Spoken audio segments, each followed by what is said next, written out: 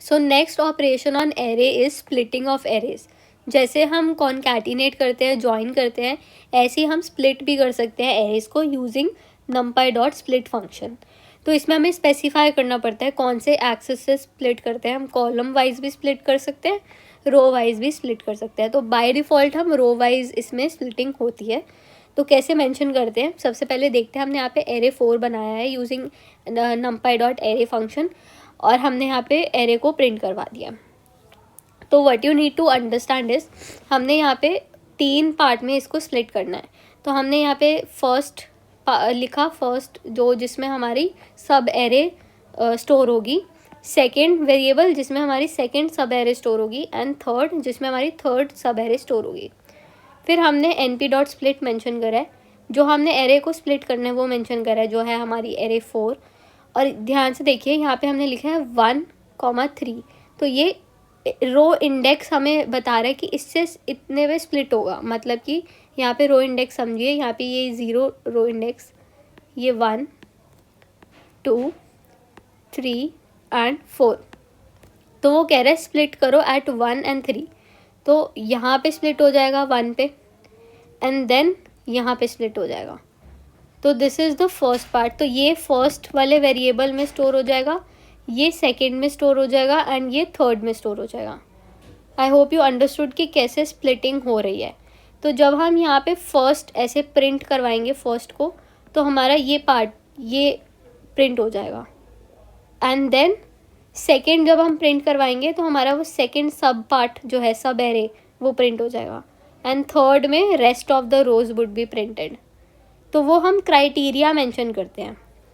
अब नेक्स्ट देखते हैं, हम कॉलम वाइज स्प्लिट करेंगे अब। तो हमने लिखा है फर्स्ट सी, सेकेंड सी, थर्ड सी, तो मतलब 3 में हमें प्रिंट करना है। और यहाँ पे np डॉट स्प्लिट एरे 4 को ही स्प्लिट करना है, और हमने यहाँ पे क्राइटेरिया मेंशन करा है 1 और 2, यानी कि अब यहाँ पे 0, 1, 2, 3, तो यहाँ पे स्प्लिट होगा और यहाँ पे स्प्लिट होगा, है ना। अब देखते हैं। तो फर्स्ट कॉलम का आंसर आया ये वाली पूरी रो, सेकेंड कॉलम का आंसर आया, एंड देन थर्ड कॉलम का आंसर आया। और रिमेंबर यहाँ पे हमने एक्सेस 1 कर दिया क्योंकि हमें कॉलम वाइज स्प्लिटिंग करनी है, और ये क्राइटेरिया है कि कैसे स्प्लिटिंग होगी। ये हमने कॉलम वाइज भी देख लिया, हमने रो वाइज भी अंडरस्टैंड कर लिया। इसमें भी हम देखते हैं हमने कैसे इसमें इम्प्लीमेंट करा है। दूसरा वे है ये, इसमें अगर हमें इक्वल पार्ट्स में डिवाइड करना होता है तो हमने पहले लिखा, हमने वेरिएबल दिया फर्स्ट हाफ जिसमें हमारी फर्स्ट सब एरे स्टोर होगी, फिर हमने सेकेंड हाफ जिसमें सेकेंड सब एरे स्टोर होगी। स्प्लिट फंक्शन कौन सी एरे को स्प्लिट करना है, एरे 4, 2। इसमें 2 का मतलब है कि इक्वल पार्ट्स में डिवाइड कर दें। और कहाँ से हमें करना है, हमें कॉलम वाइज करना है, तो एक्सेस इक्वल टू 1। तो फर्स्ट हाफ में फर्स्ट 2 कॉलम्स हो गए, सेकेंड हाफ में सेकेंड 2 कॉलम्स स्टोर हो गए। So this is how we do splitting the array into 2 equal parts along the axis 1, that is column axis। अब हम बात करते हैं कि स्टैटिस्टिकल ऑपरेशंस हम कौन से परफॉर्म कर सकते हैं numpy एरे पे और कैसे परफॉर्म कर सकते हैं। तो ये भी बहुत बेसिक होते हैं स्टैटिस्टिकल फंक्शन, जो हम डिस्क्रिप्टिव स्टैटिस्टिक्स पढ़ के आए हैं, maximum, minimum, mean, median, mode, हम ये सारी चीज़ें अप्लाई कर सकते हैं numpy एरे पे। तो देखते हैं हम कैसे कर सकते हैं। तो हमने यहाँ पे एरे ए बनाया है और एरे बी बनाया है using np dot array function. जब हम एरे ए डॉट मैक्स लिखते हैं तो उस एरे में वो मैक्सिमम वैल्यू जो है वो प्रिंट कर देती है। तो एरे ए में आप यहाँ से देख लीजिए मैक्सिमम वैल्यू 8 है और हमारा 8 ही आउटपुट आया। हमने एरे बी में भी मैक्सिमम वैल्यू प्रिंट करवाई है। हमारा एरे बी 2D एरे है, फिर भी वो मैक्सिमम वैल्यू हमारी फाइंड करके प्रिंट करती है। अब अगर मान लो हमें एरे बी में मैक्सिमम वैल्यू कॉलम वाइज देखनी है कि कौन सी है, तो एरे बी पहली बात तो प्रिंट कैसे होगी, 3 ऐसे है। तो अगर हमने वैसे प्रिंट करवाया है तो 6 आ रही है। अब हम कॉलम वाइज देखें कि मैक्सिमम वैल्यू कौन सी है, तो एक्स इज इक्वल टू 1 दे, तो कॉलम इस वाले कॉलम में मैक्सिमम वैल्यू 4 है और इस वाले कॉलम में मैक्सिमम वैल्यू इस वाले में 6 है, इस वाले में 4 है, तो हमारा आउटपुट आएगा 4,6 या 6,4। ठीक है, एक्सिस वाइज मतलब कि वो कॉलम वाइज हमें मैक्सिमम वैल्यू दे देगा कि इसमें 6, इसमें 4, ऐसे करके। और अगर हम 0 लिख दें तो फिर हमें वो रो वाइज दे देगा, इसमें और इसमें, ऐसे। Okay, I hope you understood this max function. अब हम बात करते हैं मिनिमम फंक्शन। तो एरे 1 डॉट मिन लिखेंगे, मिनिमम फंक्शन आ गया। एरे बी में भी मिनिमम आ गया।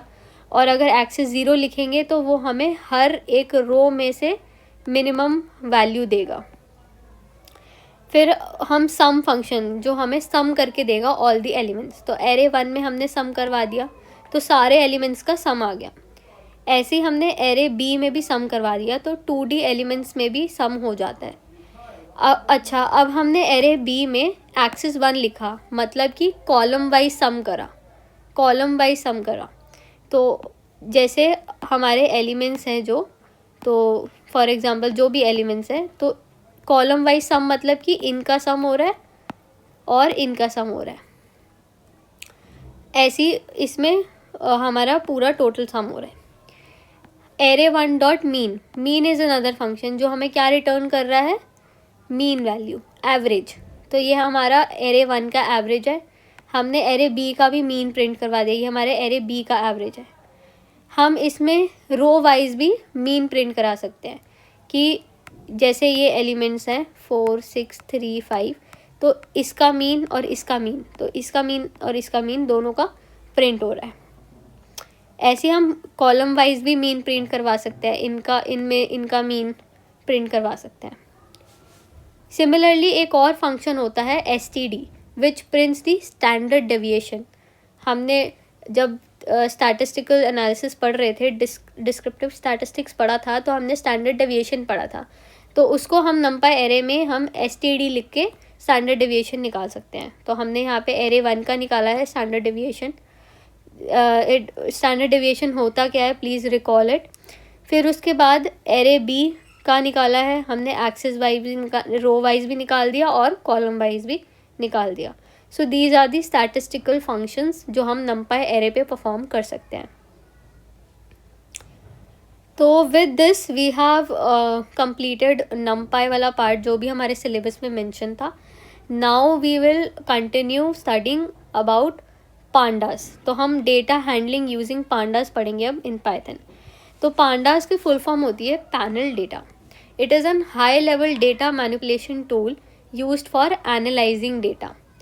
डेटा एनालिसिस, डेटा मैनिपुलेशन के लिए पांडास हाईली यूज़ करा जाता है और बहुत इजी है पांडास में इंपोर्ट एक्सपोर्ट करना डेटा, क्योंकि पांडास लाइब्रेरी में बहुत सारे rich set of functions provide करे गए हैं डेटा को इंपोर्ट करने के लिए, एक्सपोर्ट करने के लिए एंड डेटा मैनिपुलेशन के लिए। तो it is a build on package like numpy and Matplotlib. जैसे मैंने पढ़ाया numpy library and Matplotlib library, इसके ऊपर ये बनी है एंड it give us a single convenient place to do most of our analysis and visualisation work.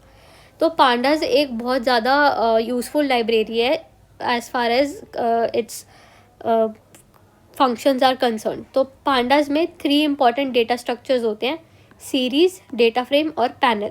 इसमें से हम सीरीज़ और डेटा फ्रेम ही पढ़ेंगे, यही हमारे सिलेबस में है।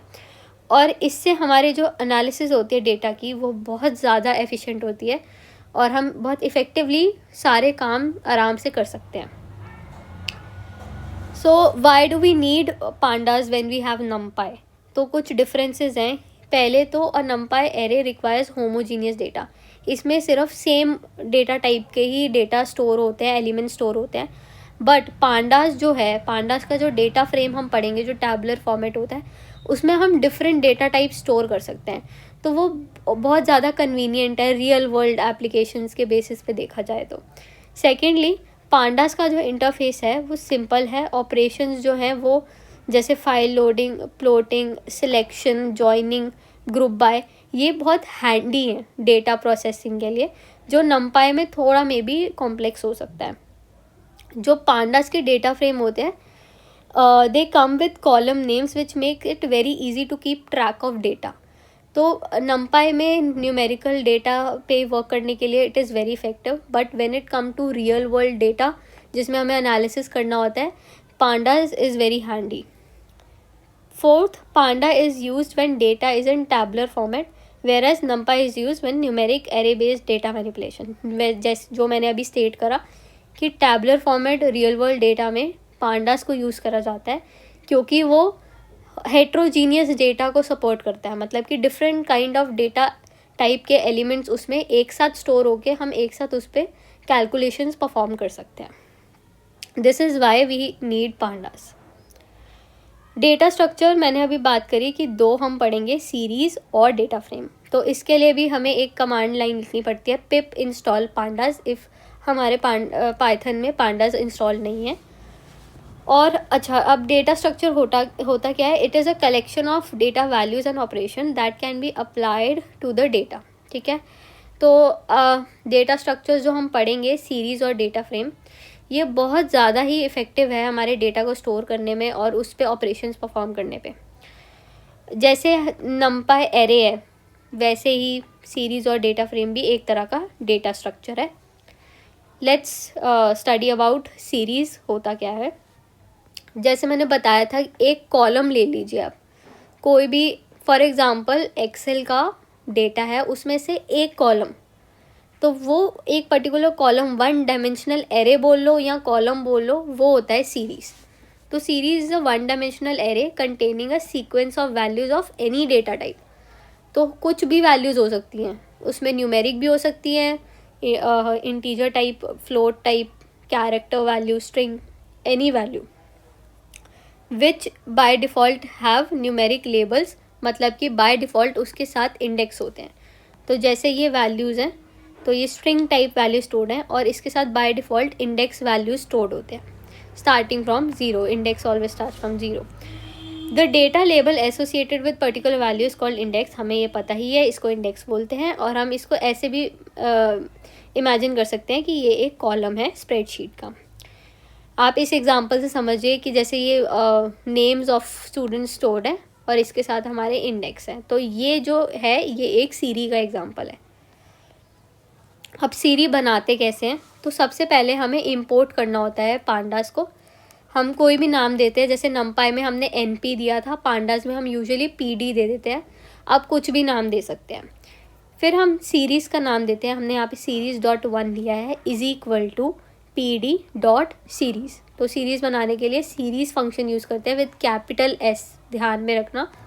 और इसमें भी हम सेम जैसे नम्पाई में एरे क्रिएट करते हैं वैसे ही हम वैल्यूज़ डिफ़ाइन करते हैं, कुछ भी, it can be of any data type. और फिर हम डिस्प्ले करते हैं सीरीज़ को. प्रिंट सीरीज़ लिख सकते हैं या नॉर्मली सीरीज़ भी लिख सकते हैं. तो हमें कुछ ऐसा आउटपुट मिल जाता है और इसके साथ बाय डिफ़ॉल्ट हमारे इंडेक्सेस जुड़े आते हैं. तो इसमें भी there are different ways of creating a series. तो सबसे पहले हमने देख लिया यूजिंग अ सीरीज़ फंक्शन, है ना. तो हम स्केलर वैल्यू से बनाते हैं. तो जैसे हमने यहाँ पे ये मेंशन कर दिया, ये स्केलर वैल्यूज़ है, हम खुद एक्सप्लिसिटली कुछ वैल्यूज़ दे दी. सेकंड मेथड होता है सीरीज़ क्रिएट करने का यूजिंग एन एरे. तो हमने यहाँ पे पहले नम्पाई को इंपोर्ट करा, पांडा को इंपोर्ट करा, हमने यहाँ पे एरे बनाया. np.array हम सीख के आए हैं, एरे फंक्शन, इससे हमने एरे बना दिया.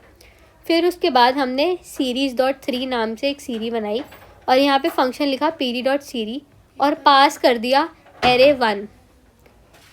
तो यहाँ पे क्या हुआ, ये जो एरे है ये सीरीज़ बन गया. तो जब हम प्रिंट करेंगे तो हमें सीरीज़ में आउटपुट मिलेगा. तो हमने यहाँ पे क्या करा, हमने एक नम्पाई एरे से सीरी बना दिया. Then we have also one more method to create series from a list. जैसे हमने यहाँ पे एक लिस्ट पास करी है, हमने यहाँ पे कुछ स्ट्रिंग वैल्यूज़ पास करी है, कॉमा हमने इंडेक्स वैल्यू भी पास कर दिया, एक्सप्लिसिटली मेंशन कर दिया. हमें बाय डिफ़ॉल्ट 0 1 2 नहीं चाहिए, हमें अपना इंडेक्स चाहिए, तो हमने एक्सप्लिसिटली इंडेक्स भी पास कर दिया. But we have to make sure कि जितनी नंबर ऑफ़ वैल्यूज़ हैं उतने ही नंबर ऑफ़ इंडेक्स हम पास कर दें. फिर उसके बाद हम सीरी को प्रिंट करवा रहे हैं. तो from the list we have created another series with our own index values. I hope you have understood how we can create series. अब यहाँ पे हमने डिक्शनरी से भी बनाई है. तो हमने यहाँ पे डिक्शनरी बनाई है ऐसे हम डिक्शनरी बनाते हैं। This is the syntax. हम पहले की लिखते हैं कोई भी और कोलन दे के वैल्यू लिखते हैं, फिर की लिखते हैं कोलन दे के वैल्यू लिखते हैं, और हमारा ऐसे आउटपुट आता है। तो हमने यहाँ पे डिक्शनरी एक प्रिंट करवा दिया। अब हम इस डिक्शनरी को भी सीरीज़ बनाएंगे। कैसे? हमने सीरी का नाम दिया pd.series और हमने सीरीज़ के फंक्शन के ब्रैकेट में पास कर दी ये डिक्शनरी का नाम। तो जो हमारी डिक्शनरी थी वो सीरीज़ बन गई। तो जो कीज़ थी, जो ये कीज़ थी इंडिया, यूके, जापान, ये हमारी इंडेक्स बन गई। और जो वैल्यूज़ थी न्यू दिल्ली, लंदन, टोक्यो, ये हमारी सीरीज़ की वैल्यू बन गई। So this is how we can create a series from a dictionary. Next अगर हम बात करें, हमने यहाँ पे सीरी बनाई है एरे 1 से, जो हमने पहले एरे बनाया, बट यहाँ पे हमने इंडेक्स जो है वो स्ट्रिंग दिए हैं। हमने यहाँ पे स्ट्रिंग वैल्यू दी है इंडेक्स की, जैसे जैन, फेब, मार्च, अप्रैल। तो जो हमारी सीरीज़ बनेगी उसके जो इंडेक्स है वो जो हमने एक्सप्लिसिटली मेंशन करे यहाँ पे स्ट्रिंग वैल्यू, वो आएंगे। तो मैं यहाँ पे आपको दिखाना चाह रही थी कि कैसे हम दूसरे एक्सप्लिसिटली, ज़रूरी नहीं है कि न्यूमेरिक इंडेक्स देना है, हम स्ट्रिंग वैल्यू में भी इंडेक्स दे सकते हैं, पास कर सकते हैं। अब हम बात करते हैं कि हम एलिमेंट्स कैसे एक्सेस करते हैं सीरीज़ में। So there are 2 common methods to access the elements in a series, indexing और स्लाइसिंग। जैसे हम नमपाई में पढ़ के आए हैं, सिमिलरली वैसे ही हम यहाँ पे भी इंडेक्सिंग और स्लाइसिंग करते हैं। तो इंडेक्सेस 2 तरह के होते हैं, positional index and label index. तो पोजिशनल इंडेक्स वो होते हैं जो इंटीजर वैल्यू लेते हैं of the corresponding to its position, ठीक है। और जो लेबल इंडेक्स होते हैं, जैसे हम यूज़र डिफाइंड लेबल इंडेक्स देते हैं, जैसे हमने पीछे मंथ्स के नाम एज एन इंडेक्स पास करे, या डिक्शनरी में जो कीज़ थी उनको एज ए इंडेक्स पास करे, तो वो लेबल इंडेक्स हो गया। और पोजिशनल हुआ जो न्यूमेरिक इंडेक्स हमारे होते हैं। तो अब इसको समझते हैं एग्जांपल से। तो हमने यहाँ पे पांडास को इंपोर्ट करा है, हमने यहाँ पे सीरीज़ बनाई है, नेम सीरीज़ नम, pd.series फंक्शन से हमने स्केलर वैल्यूज़ दे के सीरीज़ बनाई है। अब हमने यहाँ पे एक्सेस करा है सेकंड इंडेक्स का एलिमेंट, तो 0, 1, 2 ऐसे ही इंडेक्स होते हैं। तो हमने यहाँ पे अगर सीरीज़ नम 2 लिखा है, मतलब कि हमें सेकंड एलिमेंट चाहिए जो सेकंड इंडेक्स पे है, तो हमारा 30 प्रिंट हो गया। सिमिलरली हमने एक और सीरी बनाई है, सीरी मंथ्स, जिसमें हमने वैल्यूज़ पास करी है और इंडेक्स एक्सप्लिसिटली मेंशन करा है फेब, मार्च, अप्रैल। तो जब हम सीरीज़ मंथ में इंडेक्सिंग करके हम यहाँ पे मार्च लिखते हैं, MAR लिखते हैं, तो उसके कॉरस्पॉन्डिंग वैल्यू जो कि 3 है वो प्रिंट हो जाएगी। तो ये हमारी पोजिशनल इंडेक्सिंग थी और ये हमारी लेबल्ड इंडेक्सिंग हुई। User defined label as an index हमने यहाँ पे यूज़ करा है। ऐसे ही एक और एग्जांपल देखिए, सीरीज़ कैप कंट्री। इसमें हमने सीरीज़ बनाई है जिसमें हमने वैल्यूज़ पास करी हैं और हमने इंडेक्स भी एक्सप्लिसिटली पास कर दिया। और जब हमने यहाँ पे इंडेक्सिंग करके इंडिया लिखा, तो इंडिया के जो कॉरस्पॉन्डिंग वैल्यू थी न्यू दिल्ली, वो प्रिंट हो जाएगी। और हम इसमें पोजिशनल इंडेक्सिंग भी कर सकते हैं। अगर हम सीरीज़ कैप कंट्री 1 लिख रहे हैं, तो जो फर्स्ट इंडेक्स पे है, यानी 0, 1, 2, 3, तो फर्स्ट इंडेक्स पे वाशिंगटन DC ये प्रिंट हो जाएगा। I hope you understood the concept of indexing in series. एक और कॉन्सेप्ट देख लेते हैं। इंडेक्सिंग हमने यहाँ पे करी है, हमने यहाँ पे लिखा है UK और USA, तो हमने ये दोनों इंडेक्स दिए हैं। तो जब हम ये दोनों इंडेक्स देंगे तो इन दोनों के कॉरस्पॉन्डिंग वैल्यूज़ हमारी सीरीज़ की प्रिंट हो जाएंगी। ओके, नेक्स्ट एग्जांपल में हमने क्या करा है, हमने सीरीज़ कैप कंट्री का इंडेक्स चेंज कर दिया from the name of the countries to the numeric value 10, 20, 30, 40। और जब हम इसको प्रिंट कराएंगे तो इंडेक्स वैल्यू चेंज हो गया है। ये एग्जांपल इज़ टू शो कि हम इंडेक्स वैल्यू चेंज भी कर सकते हैं।